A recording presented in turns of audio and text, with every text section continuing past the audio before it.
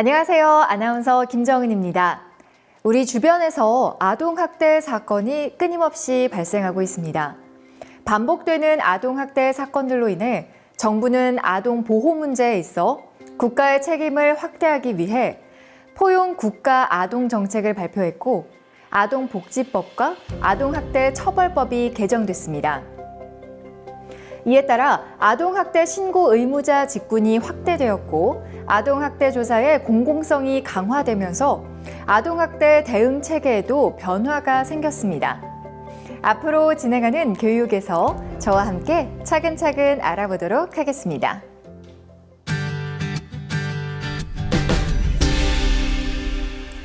아동학대 조기 발견을 위해서는 신고 의무자 직군과 공공부문의 종사자들이 아동 보호에 대한 주도적인 역할을 하는 것이 중요한데요. 이 때문에 예방교육은 정말 중요합니다. 신고 의무자와 공공부문 종사자의 경우 아동복지법에 근거하여 매년 1시간 이상 아동학대 예방교육을 이수해야 합니다. 먼저 아동학대 신고 의무자 교육의 교육 대상은 직무상 아동학대 범죄를 인지할 가능성이 높아 신고 의무를 부여받은 신고 의무자입니다.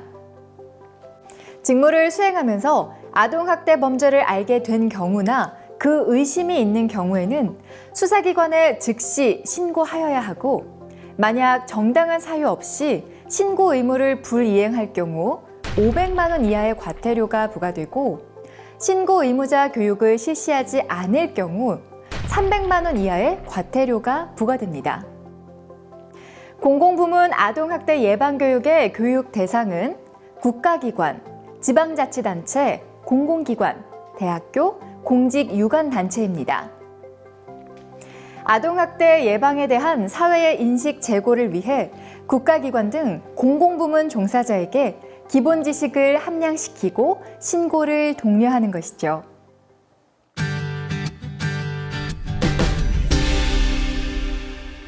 아동학대 처벌법 개정에 따라 2020년 10월 1일부터 신고 의무자 직군이 확대되었는데요. 새롭게 포함된 신고 의무자 직군을 하나씩 살펴보겠습니다. 먼저 2018년 4월에 제외되었던 사회복지 전담 공무원이 다시 신고 의무자 직군에 포함됐습니다. 또한 개정 전엔 유치원 교직원 및 강사에서 개정 후엔 유치원의 장과 그 종사자, 그러니까 유치원의 모든 종사자로 확대되었고 초중등교육법상 교직원, 전문 상담교사, 산학 겸임교사 역시 개정 후 학교의 장과 그 종사자로 확대되었습니다. 여기에 아동보호 전문기관의 장과 그 종사자가 신설돼 아동학대 신고 의무자 직군이 25개로 확대됐습니다.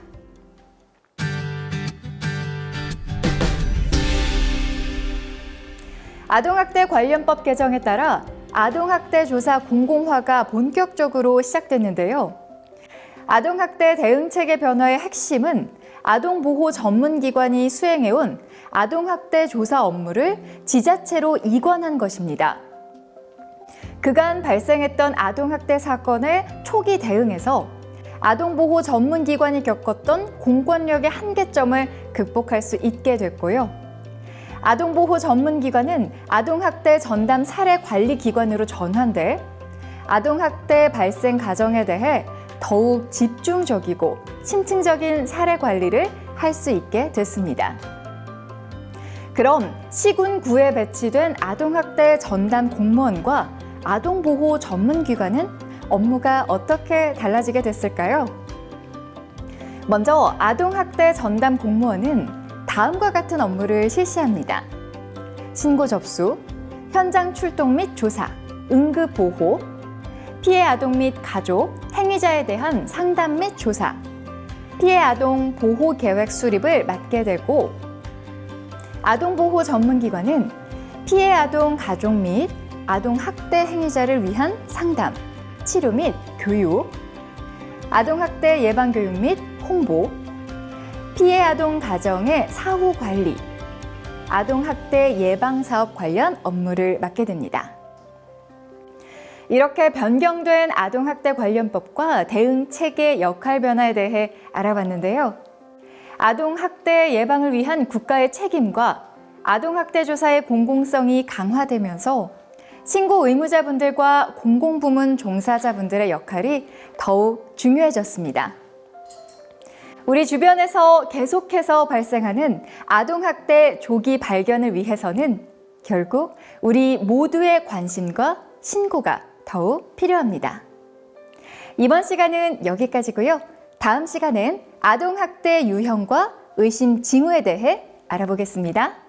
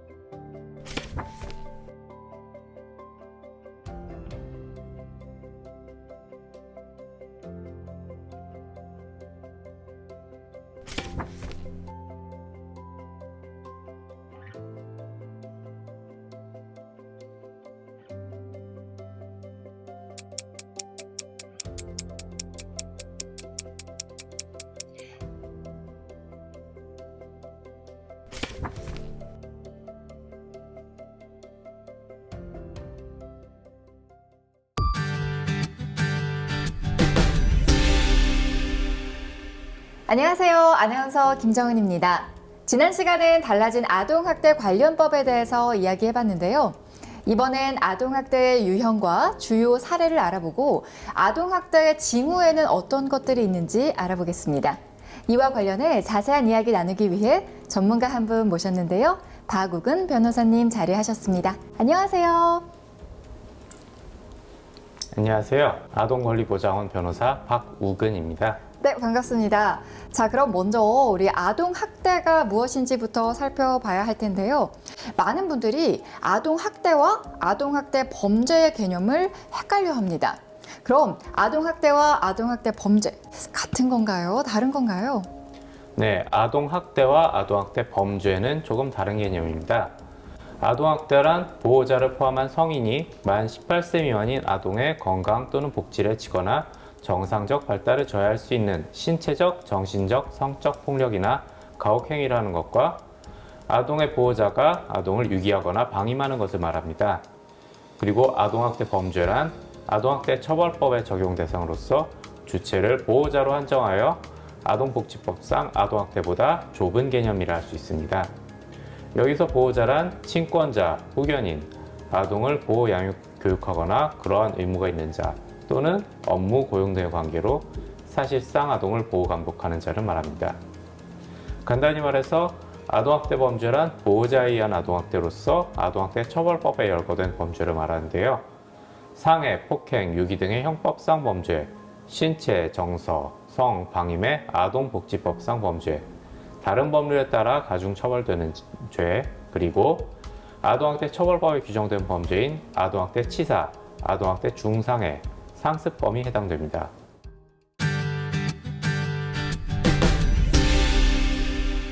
그렇다면 법원에서는 어떤 사건들을 아동학대로 판결을 했을까요?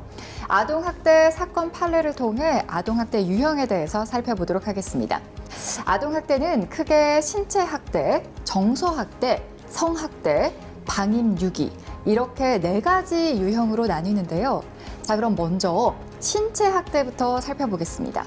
흔히 때리는 것만 신체학대라고 생각하기가 쉬운데요. 자, 법원에서는 어떤 상황들을 신체학대로 판단했나요? 네, 보시는 것처럼 일회성 학대나 때리는 것 이외의 신체학대, 훈육 목적의 체벌 등에 대해서도 신체학대로 판단한 사례가 있는데요. 먼저 법원에서 한 대만 때려도 학대라고 판결한 사건부터 살펴보겠습니다. 아버지는 2살 된 피해 아동이 말을 듣지 않는다는 이유로 손바닥으로 아동의 뺨을 한 차례 때렸는데요. 재판부는 피고인에게 벌금 600만 원을 선고하였고 40시간의 아동학대 재범 예방 강의 수강을 명하였습니다. 이 부분 잘 알아야겠네요. 뺨을 한 대만 때려도 학대다라고 법원은 판결을 한 거네요. 자, 그러면 이 판결을 좀 어떻게 봐야 될까요? 네, 이 사건의 범행은 자기 방어 능력이 없는 어린 피해 아동을 폭행했다는 점입니다.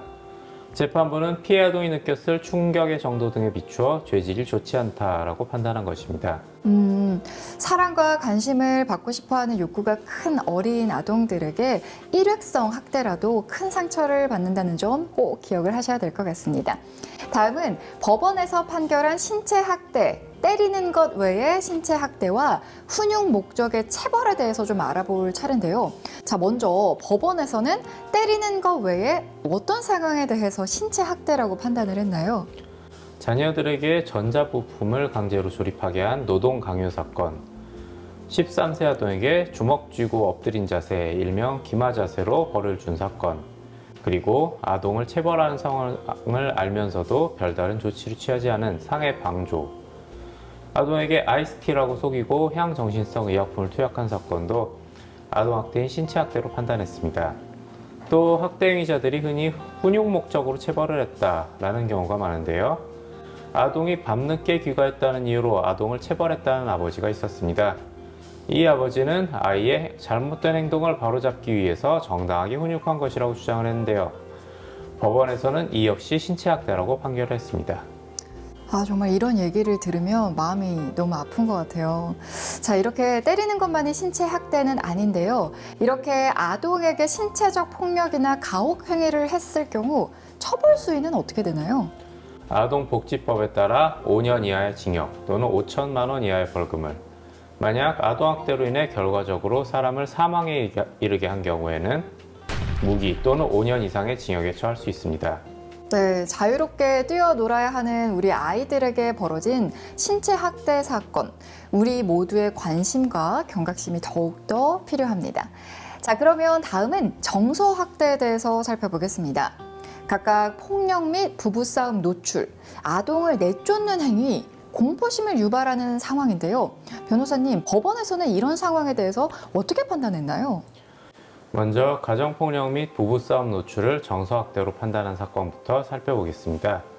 아버지는 13살과 6살 자녀들의 어머니에게 폭행을 가했습니다. 또한 피해 아동들이 어머니의 비명소리를 듣고 어머니의 안면부와 전신에 멍이 들고 피를 흘리는 모습을 보게 하였습니다. 재판부는 피해 아동들의 친모에 대해 폭력을 수시로 행사하며 피해 아동들에게도 무섭게 대했던 친부가 정서적 학대 행위를 했다고 판단했습니다. 이외에도 피해 아동들에게 수회에 걸쳐 신체 학대 행위를 하고 피해 아동 중 한 명에게 성학대를 한 점 등을 고려해서 징역 5년, 40시간의 성폭력 치료 프로그램 및 80시간의 아동학대 방지 치료 프로그램의 이수를 명하였습니다. 가정폭력을 목격하게만 해도 정서학대라고 판단한 거네요? 네, 그렇습니다. 피해 아동의 정신건강 및 발달에 해를 끼쳤다라고 판단한 것입니다. 다음은 집에서 내쫓으려는 행위와 공포심 유발에 대해 알아볼 차례인데요. 어떤 사건이었죠? 음악을 틀어놓고 춤을 추고 있다는 이유로 피해 아동들에게 욕설을 하면서 아동을 집에서 내쫓으려고 한 사건과 아동에게 욕설을 하고 소리를 지르고 그러한 사실을 주변 사람들에게 이야기하지 말라며 겁을 주며 공포심을 유발한 사건 역시 정서학대로 판단했습니다. 이 밖에도 가족 구성원에 대한 모욕적인 행위를 하도록 강요하거나 아동 소유의 휴대폰을 깨트리는 행위 역시 정서학대로 판단했습니다. 네, 이렇게 얘기만 들으면 정말 상식적으로 이해가 안 되는 부분도 많은 것 같아요. 가장 안전해야 할 집에서 가장 가까운 가족으로부터 정서학대를 당할 경우 아동이 받는 충격은 결코 가볍지 않을 것 같은데요. 네, 맞습니다. 정서학대는 아동에게 보이지 않는 마음의 상처를 남겨서 후유증의 회복이 더욱더 어려울 수 있으니 주의가 필요하겠습니다. 네, 아동에게 욕설하거나 차별, 협박하는 것만이 정서학대가 아니라는 것을 함께 살펴봤는데요. 다음은 성학대에 관해 살펴보겠습니다. 성학대는 강간, 성교 등의 성행위 혹은 유사 성행위만 성학대다라고 생각하기 쉬운데요. 이 외에도 법원에서는 어떤 상황에 대해 성학대로 판단했는지 알아볼까요? 보시는 것처럼 성기를 만지게 하여 성적 수치심을 준 행위, 성기를 노출한 행위, 나체로 체벌을 받게 한 행위 등을 성학대로 판단을 했는데요. 먼저 성기를 만지게 하여 성적 수치심을 준 행위의 판결을 살펴보겠습니다. 피해 아동이 평소 성적 호기심이 많아서 이를 일깨운다는 이유로 계부는 자신의 성기를 만져보라고 말하면서 만지게 했습니다. 당황하는 아들을 보면서도 친모는 이를 제지하지 않고 가만히 있었죠. 또한 피해 아동에게 계부의 성기에 입을 맞추게 한 사실도 있었으며 그 밖에도 신체학대와 정서학대 등 중복학대 사실이 있었습니다.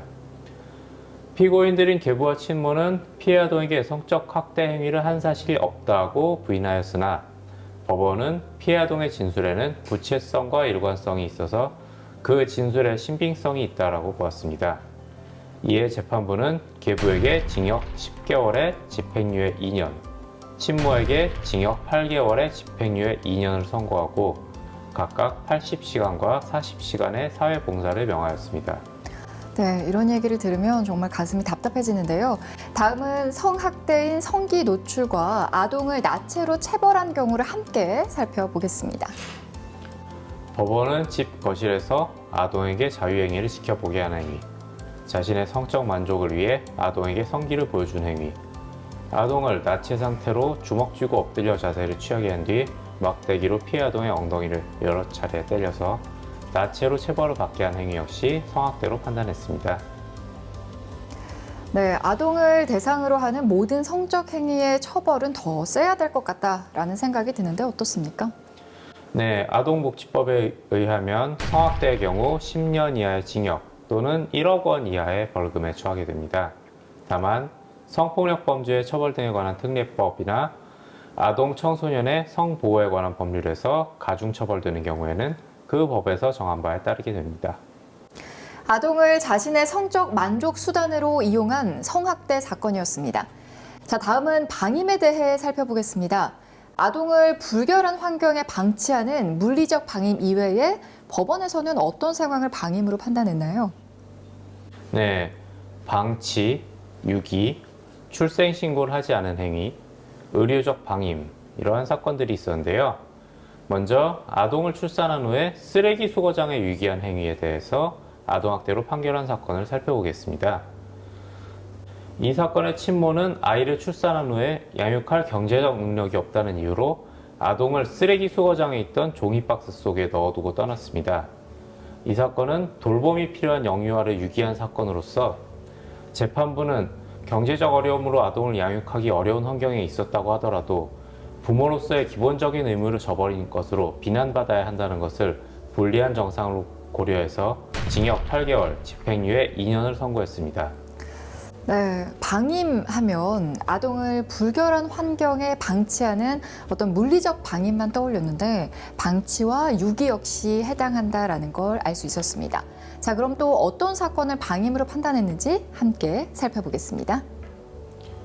네, 법원은 내연관계에 있던 남자의 아이를 출산해 출생신고를 하지 않고 초등학교에도 입학시키지 않은 사건, 그리고 남편의 아동에 대한 신체학대 사실이 발각될 것을 두려워해서 자녀가 화상을 입어서 병원 치료가 필요했음에도 불구하고 적절한 조치를 취하지 않은 사건에 대해서도 방임학대로 판결했습니다.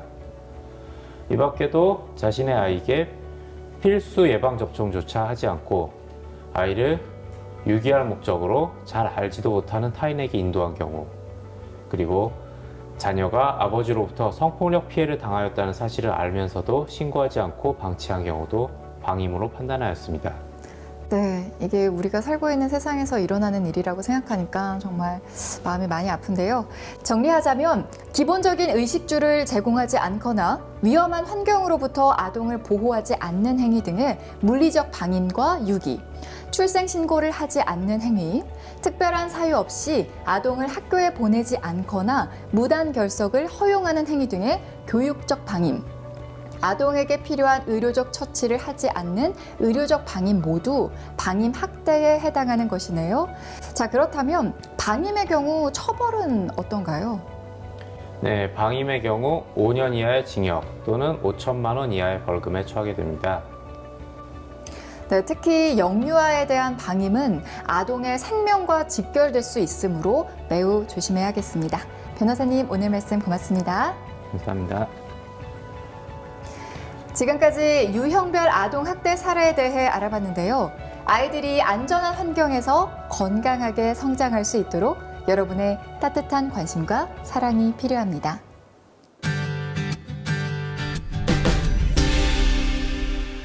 우리는 아동학대 징후를 발견하고도 설마라는 생각에 방관하는 경우가 많습니다.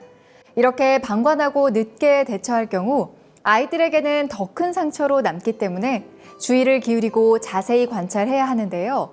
그럼 아이들이 어떤 행동을 보인다면 신고를 해야 할까요? 아동학대 유형별 의심 징후를 알아보도록 하겠습니다.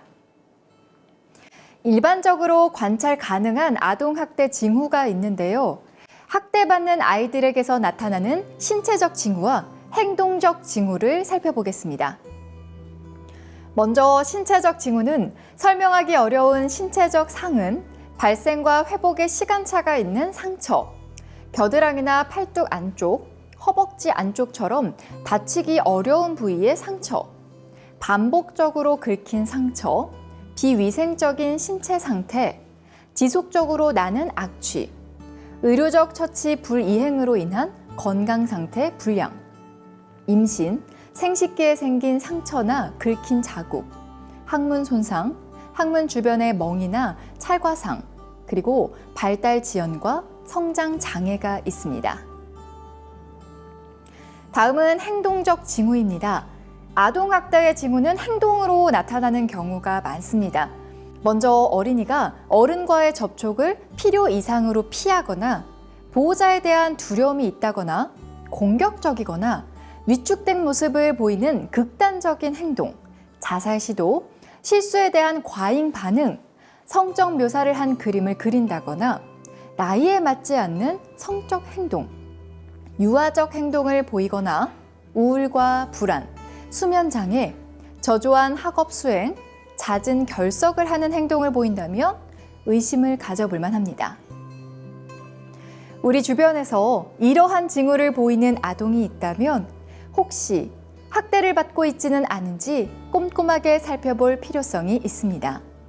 특히 눈으로 나타나는 신체적 징후보다 발견하기 힘든 행동적 징후들을 눈여겨봐 주시기 바랍니다.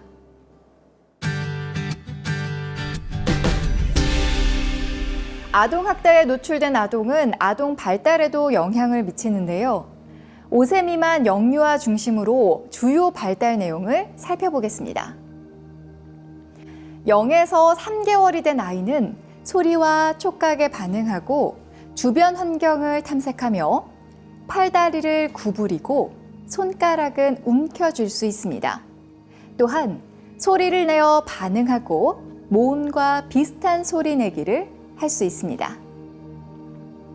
3개월에서 6개월이 된 아이는 물건을 입으로 가져가고 물건을 향해 손을 뻗고 잡을 수 있습니다. 바로 누운 자세에서 엎드린 자세로 뒤집기를 할 수 있으며 옹알이를 합니다. 6개월에서 12개월이 된 아이는 다양한 방법으로 물건을 탐색하고 감춰진 물건을 찾을 수 있습니다. 네 발로 기어다니고 잡고 서기를 할 수 있습니다. 엄마, 아빠 같은 비슷한 소리를 낼 수 있습니다. 만 1세에서 2세는 작은 물건을 조작할 수 있으며 달리기를 시작하며 문장 형태의 말을 흉내내기도 하며 자신을 나로 표현합니다. 만 2세에서 3세가 되면 공간 관계를 이해하기 시작하며 잘 쓰는 손이 확립되기 시작합니다. 또한 세발 자전거를 탈 수 있으며 3개에서 4개의 단어를 사용해 문장을 말할 수 있습니다. 만 3세에서 4세가 되면 일부분과 전체의 관계를 이해하며 낙서를 하거나 그림을 그리고 한 발로 뛸 수 있습니다. 게다가 성과 이름을 말할 수 있으며 간단한 문장으로 이야기를 합니다. 만 4세에서 5세가 되면 50 이상의 수를 셀 수 있으며 역할 놀이를 할 수 있습니다. 또한 단추를 채우거나 신발끈을 묶을 수 있으며 왜와 어떻게를 사용하여 질문을 할 수 있습니다.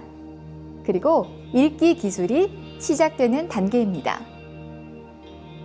만약 이러한 연령별 주요 발달과 비교하여 문제가 될 정도로 발달이 지연된 아이를 발견한다면 혹시나 아동학대가 의심되지는 않는지 주의 깊게 지켜볼 필요가 있습니다. 지금까지 아동학대 유형과 의심 징후에 대해 알아보고 아이들에게 기울인 따뜻한 관심이 아동학대를 예방할 수 있다는 걸 알아봤습니다. 아동이 학대로 고통을 받는 것이 의심된다면 주저하지 말고 신고해 주시기 바랍니다. 다음은 신고 방법 및 피해 아동 보호 절차에 대해 알아보겠습니다.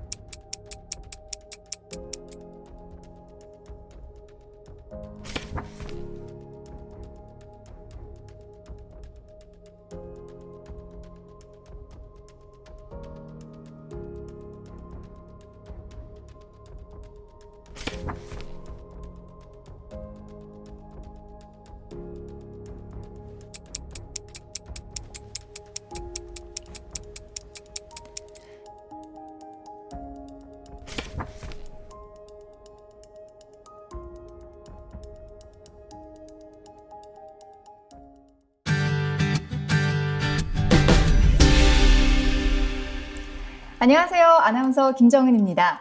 지난 시간은 아동학대 유형과 의심 징후에 대해서 살펴봤는데요. 이번 시간에는 징후를 발견했다면 어떻게 신고를 해야 하는지, 또 신고 이후엔 아동이 어떻게 보호되는지 알아보겠습니다. 3차 시 신고 방법 및 피해 아동 보호 절차에 대해 함께 이야기 나눌 두 분 나와주셨습니다. 서울지방경찰청 박지환 경장님, 그리고 경기도 아동보호 전문기관 조은혜님 모셨습니다. 안녕하세요. 안녕하세요. 저는 아동학대 신고를 받으면 현장에 출동해 학대 사실 여부를 확인하는 서울지방경찰청 소속 박지환 경장입니다. 안녕하세요. 경기도 아동보호전문기관에서 아동학대를 예방하고 학대받는 아이들을 보호하는 역할을 하는 조은혜 상담원입니다.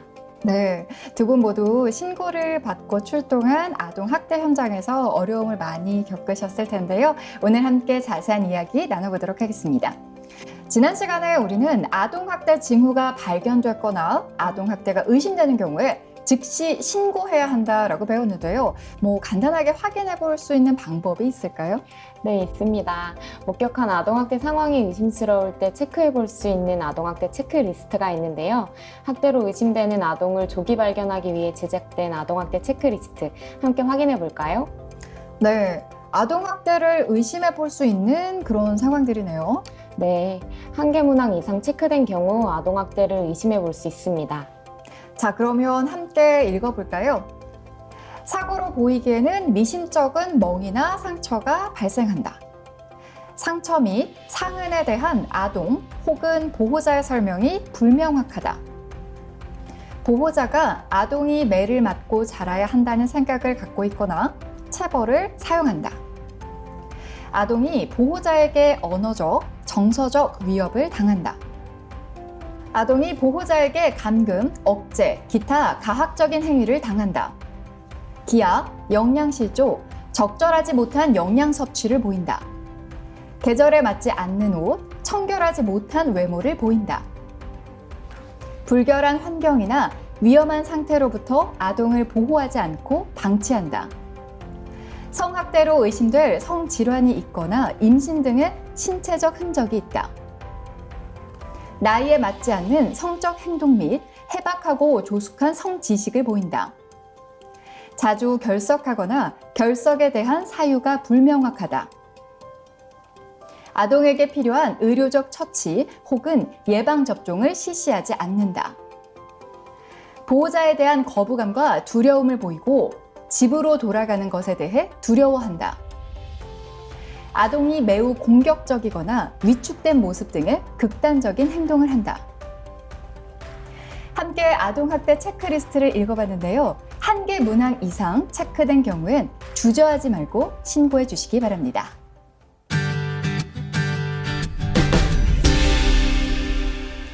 네, 이렇게 아동학대 의심 징후가 발견됐다면 바로 신고를 해야 할 텐데요. 자, 그러면 신고는 어떻게 하면 되는 거죠? 국번 없이 전국 어디든 112로 연락하시면 되고요. 자신이 알고 있는 가능한 선에서 최대한 많은 정보를 제공하시면 큰 도움이 됩니다.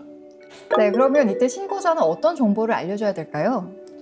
신고자의 정보와 요청사항, 그리고 아동 인적사항, 아동의 안전 여부를 알 수 있는 현재 상황, 학대 행위 의심자 인적사항과 학대 의심 상황을 설명합니다.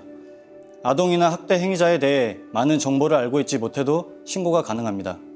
네, 만약 신고자의 이름이나 연락처를 알리고 싶지 않은 경우도 있을 텐데 이럴 땐 어떻게 하나요?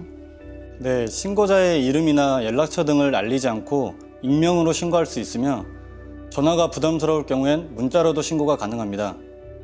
이외에도 휴대전화 애플리케이션 아이지킴 콜 앱을 통해서도 신고가 가능합니다. 의심 상황을 목격했다면 주저하지 말고 신고 부탁드립니다. 네, 그렇다면 신고할 때 주의할 점이 있을까요?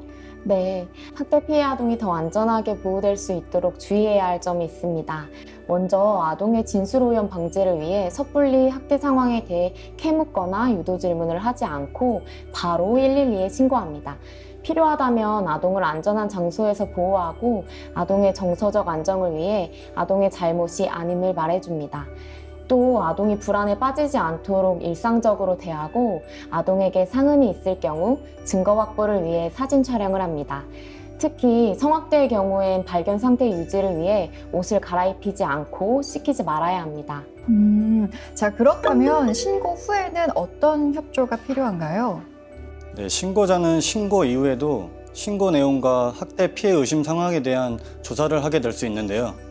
이때 경찰과 아동학대 전담 공무원의 적극 협조가 필요하고 이후에도 아동학대 전담 공무원과 아동보호 전문기관과의 협력을 유지해야 합니다. 네, 자, 그럼 지금까지 내용을 바탕으로 신고자가 아동학대 의심을 한 순간부터 신고 후 아동보호 전문기관과 협력을 유지하기까지 정리를 해보겠습니다.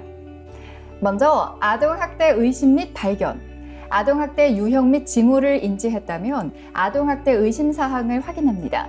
만약 응급 상황일 경우 아동 안전을 우선 확보합니다. 아동을 병원에 데려간 이후에 신고하면 되겠습니다. 다음은 아동학대 신고 단계입니다. 가능한 많은 정보를 파악해 즉시 신고하고 학대 의심 내용, 아동 및 학대 행위자, 그리고 신고자 정보를 전달합니다. 마지막 단계는 아동학대 전담 공무원, 아동보호 전문기관과 협력을 유지합니다. 피해 아동에 대한 재학대 여부를 지속적으로 관찰하고 의심스러운 상황이 발생할 경우 아동학대 전담 공무원 혹은 아동보호 전문기관에 전달합니다.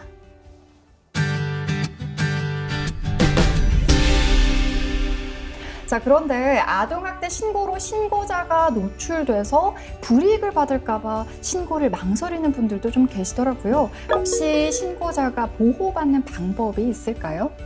네, 아동학대 의심 신고자는 신고자 정보를 보호받을 수 있고 신고자 인적사항의 기재 생략을 요청할 수 있습니다. 신변의 위협을 느낄 경우엔 경찰의 신변 보호에 필요한 조치 요청이 가능합니다. 신고자는 아동학대 처벌법, 특정 범죄 신고자 등 보호법, 그리고 공익신고자 보호법에 의거해 보호됩니다. 특히 2020년 11월 20일부터 공익신고자 보호법이 개정되었는데요. 공익침해 행위 대상 법률에 아동학대 처벌법이 추가되어 아동학대 범죄 신고자도 공익신고자로 보호가 가능합니다.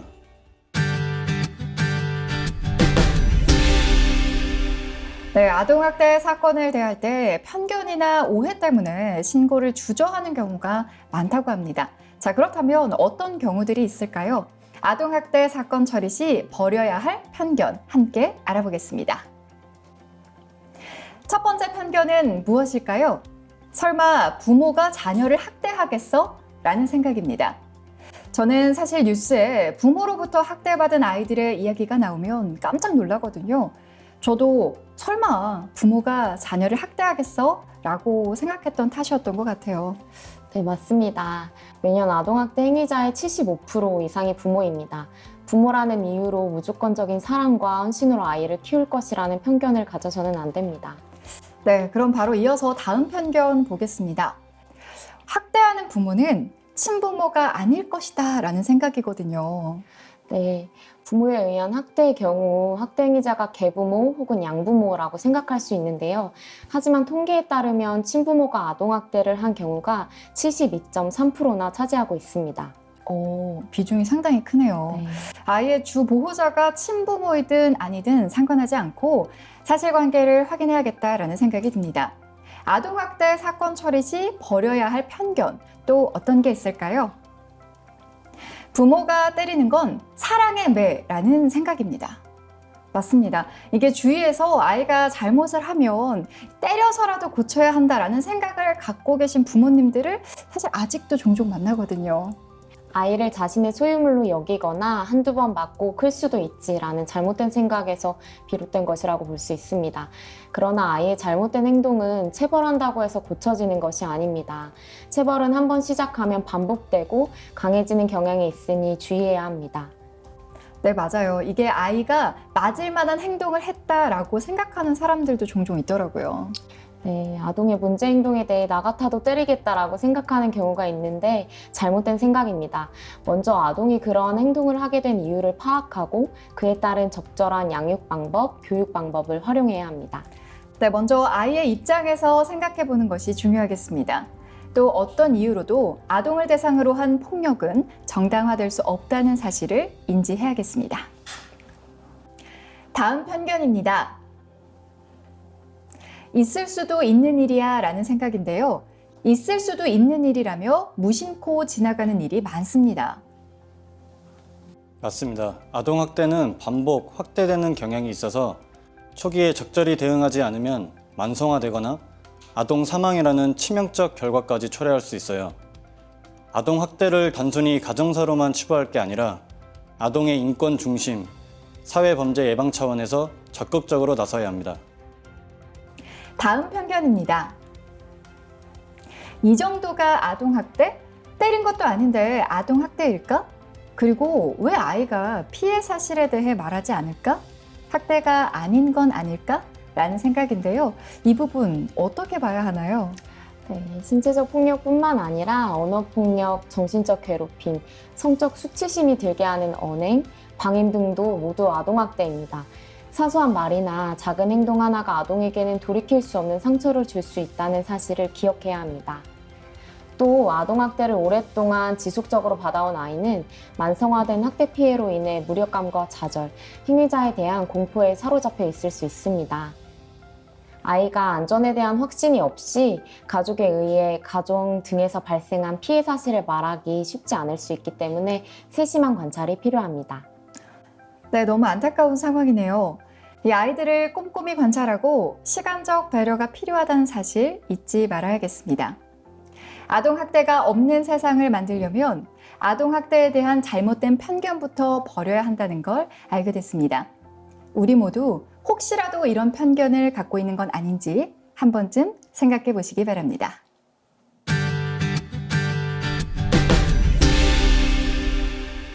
아동학대 신고를 하면 어떤 절차를 밟게 되나요?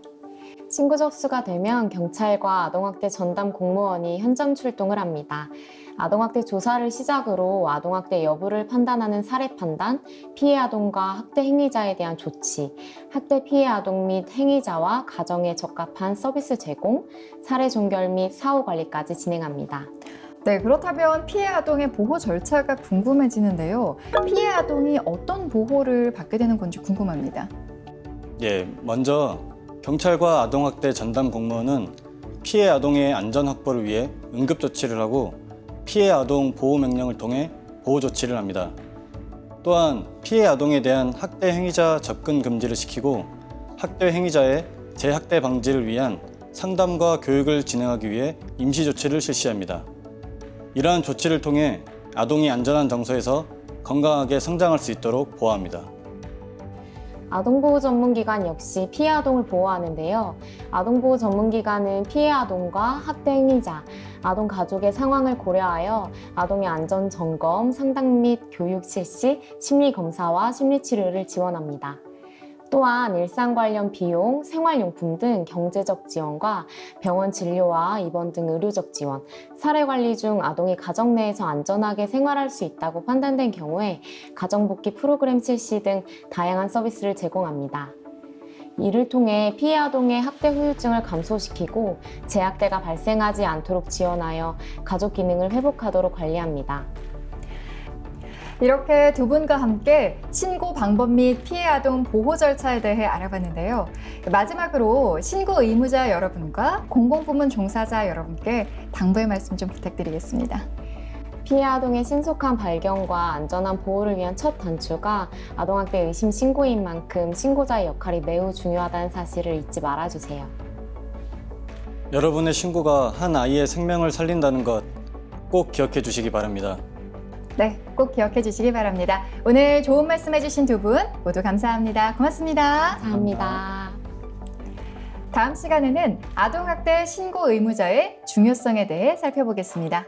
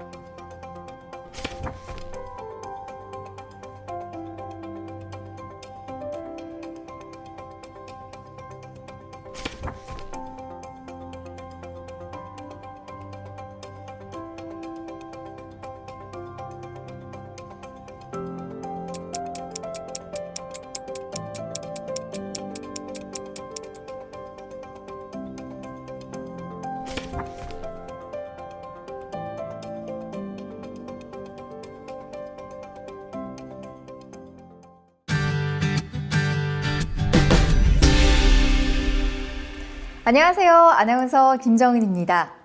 지난 시간엔 신고 방법 및 피해 아동 보호 절차에 관해서 알아봤는데요. 이번 시간은 신고 의무자가 얼마나 중요한지 살펴보겠습니다. 2019년에 아동학대 의심 사례로 신고된 건수는 총 38,380건이었는데요. 이 중 8,836건, 즉 23%만이 신고 의무자에 의해 신고되었고, 나머지 77%는 비신고 의무자에 의한 신고였습니다. 이는 2018년도 아동학대 의심 사례와 비교해 봤을 때도 신고 비율이 더 감소했다고 볼 수 있는데요.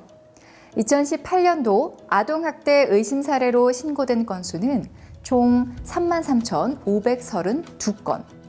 이 중 9,151건인 27.3%가 신고 의무자에 의한 신고였으며 나머지 72.7%는 비신고 의무자에 의한 신고였습니다. 이처럼 비신고 의무자의 신고에 비해 현저히 낮다는 걸 알 수 있는데요. 확인해 보니 2019년에 신고 의무자의 신고 8,836건 중 7,080건, 즉 80%가 아동학대로 판단됐습니다. 이는 신고 의무자의 발견과 신고가 정말 중요하다는 걸 알려주고 있는데요. 실제로 신고 의무자들의 신고로 학대 피해 아동에게 신속하게 개입하여 더욱 심각한 상황이 발생하기 전에 경찰과 아동 보호 전문기관이 조치하여 아동을 안전하게 보호하는 사례도 많이 있다고 합니다. 함께 살펴볼까요? 초등학교 담임교사는 글쓰기 활동 중 부모가 술을 마시고 아동에게 소리를 지른다는 내용을 확인해 경찰에 수사 의뢰를 하였는데요. 확인해 보니 아동이 정서 학대 피해를 받고 있는 상황이었습니다.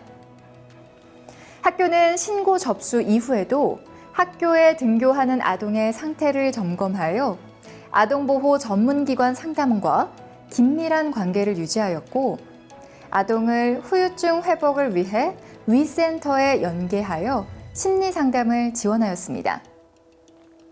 또한 아동보호 전문기관에서는 학대 행위자의 재학대를 예방하기 위해 부모 교육을 실시하고 가족관계 회복을 위한 프로그램을 실시하였습니다. 이번엔 신고 의무자 의료인의 발견과 신고 사례를 살펴보겠습니다. 한 의료인은 병원에 내원한 아동을 진료하던 중 아동학대가 의심돼 112에 신고하였는데요. 보호자는 아동이 혼자 놀다가 넘어졌다고 진술을 하였는데 아동에게서 넘어진 상황만으로 발생할 수 없는 심한 외부 충격에 의한 골절을 발견해 신고하게 된 것이었습니다. 조사 결과 신체 학대로 인한 골절로 밝혀졌고 경찰은 응급조치를 통해 아동을 안전하게 보호할 수 있도록 보호시설에 인도했고 아동보호 전문기관은 법원의 학대 행위자에 대한 상담 명령에 따라 상담을 실시하였습니다. 또한 아동의 신체 및 정서적 건강 회복을 위해 심리검사 및 심리치료, 의료적 지원 등을 하였습니다. 위 사례들에서 볼 수 있듯이 학대 행위자에 대한 사법적 조치뿐만 아니라 재학대 예방과 아동의 안전한 보호, 학대 후유증 및 가족 기능 회복을 위해서 아동학대가 의심될 경우 신고해야 하며 학대 행위자가 학대를 인정하고 반성한다고 하더라도 예방적 차원에서 아동보호 전문기관의 개입이 필요하기 때문에 신고해야 하는 것입니다. 그런데 작은 비율이지만 아동학대 예방에 앞서야 할 신고 의무자 직군이 오히려 학대를 하는 경우가 발생하고 있습니다. 실제 사례를 통해 살펴보겠습니다.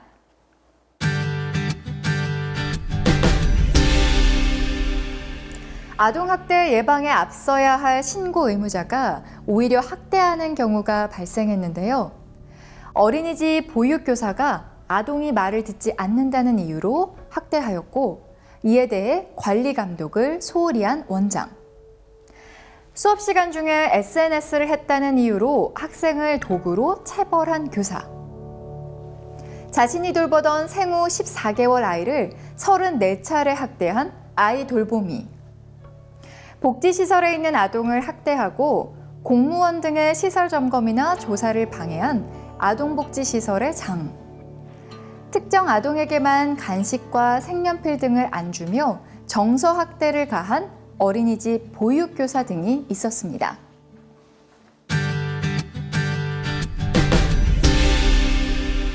아동학대 처벌법에 따르면 아동학대 신고 의무자가 보호하는 아동에 대해서 아동학대 범죄를 범한 때에는 그 죄에 정한 형의 2분의 1까지 가중처벌이 가능합니다. 그러니까 아동학대 처벌법상 아동복지시설이나 어린이집 종사자가 아동학대 범죄를 저지르면 최대 50%까지 가중처벌을 받을 수 있는데요.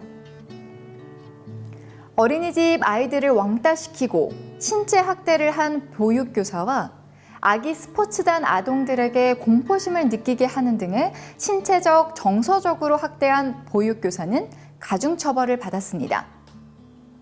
반성도 노력도 하지 않는 학대 가해자이자 아동학대 신고의 의무를 갖고 있는 신고 의무자에게 가중처벌을 내린 것입니다. 이렇게 아동복지시설 종사자 등에 대한 가중처벌 내용까지 확인해 보았는데요. 아동 관련 종사자분들께서 아이들을 사랑하는 마음으로 건강하게 성장할 수 있도록 아동 양육과 보호의 현장에서 최선의 노력을 다하고 계시는 것 잘 알고 있습니다. 그럴수록 한 번 더 주의를 살펴주시고 학대를 발견하고 신속하게 신고하는 것만큼 학대 행위를 하지 않는 것도 매우 중요하다는 것 잊지 마시기 바랍니다. 이렇게 아동학대 신고 의무자의 중요성에 대해 알아봤는데요. 아동학대를 예방하는 것과 더불어 가장 중요한 것은 아동이 우리 사회의 보호체계 안에서 보호받을 수 있도록 학대 피해 의심 아동을 발견하고 신속하게 신고하는 것입니다. 그렇기 때문에 그 누구보다 신고 의무자와 공공부문에 종사하고 계신 여러분의 역할이 매우 중요합니다. 여러분의 신고로 우리 아이들을 지킬 수 있습니다. 우리 주변의 아이들에게 지속적으로 관심을 가져 아동학대 예방에 앞장서 주시길 바라며 교육을 마치겠습니다. 지금까지 함께해 주셔서 고맙습니다. 당신의 신고가 아이들을 지킵니다.